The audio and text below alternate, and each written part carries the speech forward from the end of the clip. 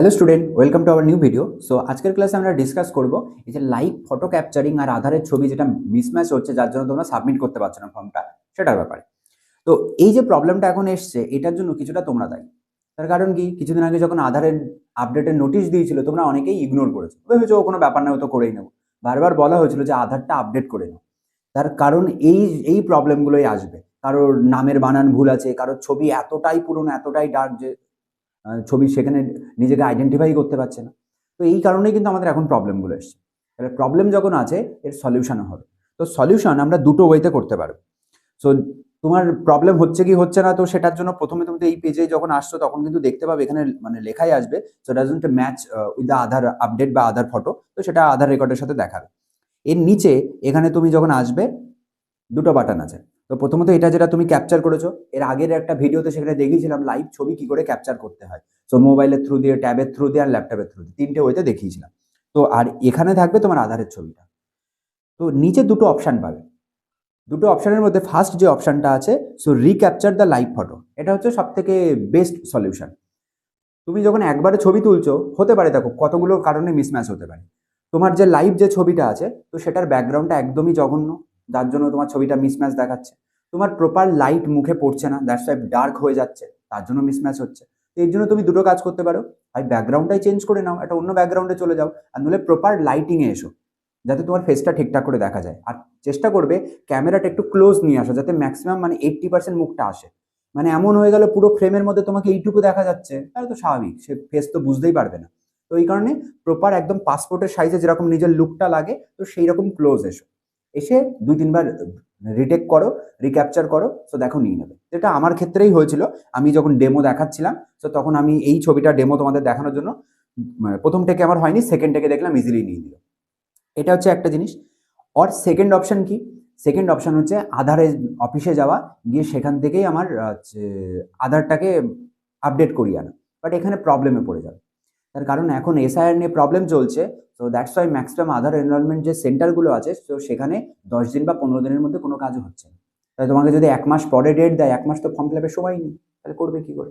So that's why আমার এই second অপশনটার দিকে এখন নজর দিতে হবে। ওকে, সেকেন্ড অপশনটা কি বলছে, যদি তোমার ছবি ম্যাচ না করে, অনেকবার ক্যাপচার করলে কিন্তু তোমার এখনের এই ছবিটা ভালো, প্রপার লাইটিং টাইটিং এ সব হলো, কিন্তু আধারের যেটা অরিজিনাল ছবি আছে সেটা এত জঘন্যভাবে তোলা, মানে সেখানে মুখটা প্রচন্ড ডার্ক দেখা যাচ্ছে, ফেস নিতেই পারছে না। তাহলে আমরা সেকেন্ড অপশনটা তখন আমরা অ্যাক্টিভেট করব। তো সেখানে কি লেখা আছে, তুমি ফটোটা আপলোড করে দাও, সাবমিট করে দাও উইথ দিস মিসম্যাচ, যে মিসম্যাচটা হলো ছবির সেটা দিয়ে, এবং ফি পে করার উইদিন 15 ডেজ, 15 দিনের মধ্যে তোমাকে একটা ফর্ম আপলোড করতে হবে। বোঝা গেল? তাহলে কি ফর্ম আপলোড করবো, এই ফর্ম কোথায় পাওয়া যাবে? এটা তোমার আইডিতেই পাওয়া যাবে।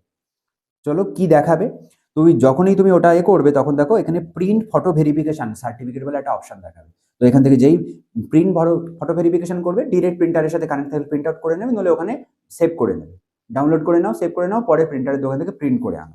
আনার পরে তুমি পেজটাকে আবার রিফ্রেশ করে নাও, বা আবার লগ আউট করে একবার লগ ইন করে নাও। লগ ইন করে নিলে তখন দেখো এখানে আপলোড ফটো ভেরিফিকেশন সার্টিফিকেট দেখাবে, এখানে জাস্ট আপলোড করে দাও, রিফ্রেশ করলে চলে আসবে।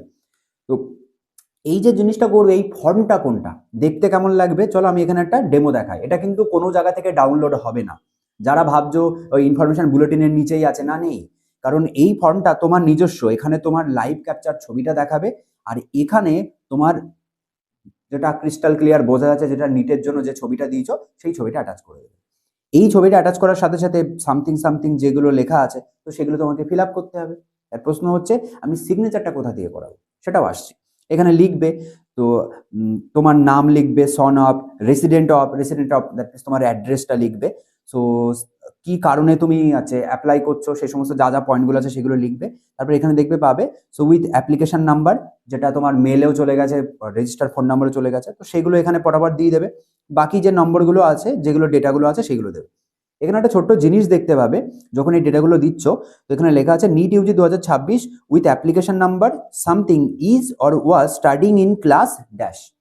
এই যে ইজ, মানে যারা আছে ধরো এখন প্রেজেন্টলি যারা পড়াশোনা করছে, যারা রানিং ইয়ার স্টুডেন্ট 12 এই বছরে দেবে, দিয়ে তার সাথে নিট দেবে, তারা ইজ দিয়ে দিল। ওয়াজ যারা অলরেডি ড্রপার, অনেক বছর আগে যারা পরীক্ষা দিয়ে এসছে।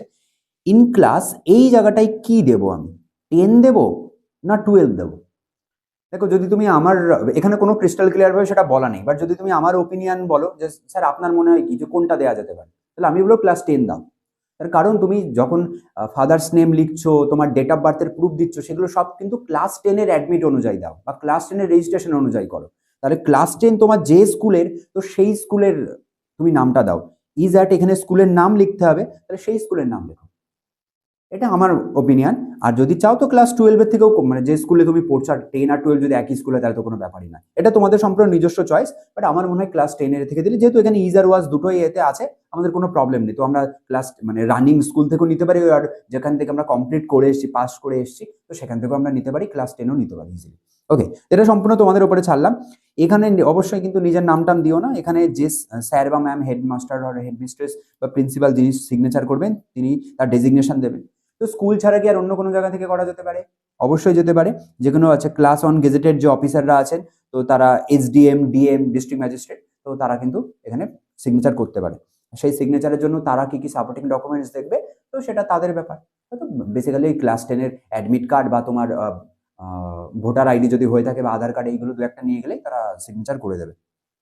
আর তাদের যা যা ডেজিগনেশন আছে সেগুলো সব ফিল আপ করে দেবে। স্কুলের অ্যাড্রেস, নেম টেম যা যা আছে সব ফিল আপ করে দেবে। লাস্টের এই জায়গাটা আমাদের ভুললে হবে না।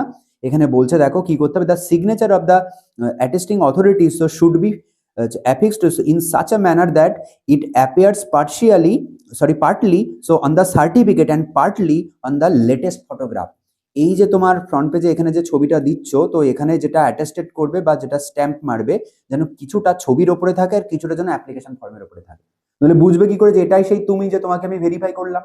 তো এই কারণে বলছে এমনভাবে স্ট্যাম্পটা এখানে দেওয়া হবে যেন স্ট্যাম্পটার কিছুটা ছবির সাথে থাকে, কিছুটা এই পেপারটার উপরে থাকে। ক্লিয়ার? দিয়ে এইটা যখন তোমার সই হয়ে গেল, এটা ভালো মতো স্ক্যান করবে। এইটা ভালো মতো স্ক্যান করেই এই যে পেজটা আমরা দেখালাম, সো আপলোড ফটো ভেরিফিকেশন, এখানে এসে আপলোড করে দেবে। ফি পে করার 15 দিনের মধ্যে। অবশ্যই মার্চের 8 তারিখের আগেই সেটা করো, সেটা পার হয়ে গেলে কিন্তু আর এই অপশন দেবে না। তো সেটা করে দাও, তোমার কাজ শেষ, আর কোনো রকম ঝামেলা নেই। আশা করি বোঝা গেল। তাহলে আমি দুটোই জিনিস বললাম, তো একবার চেষ্টা করো যে প্রপার লাইটে এসে একবার রিটেক নিয়ে চেক করা, যদি হয়ে যায় ভালো, আর যদি না হয় তাহলে মিসম্যাচ ছবি দিয়ে এই ভেরিফিকেশন সার্টিফিকেট আপলোড করে দাও, কাজ হয়ে যাবে। ওকে, সো আর যদি কারোর কোনো রকম ডাউট থাকে তাহলে সেটা বলো, তো তারও সলিউশন আমরা করে দেবো। ওকে, চলো টাটা।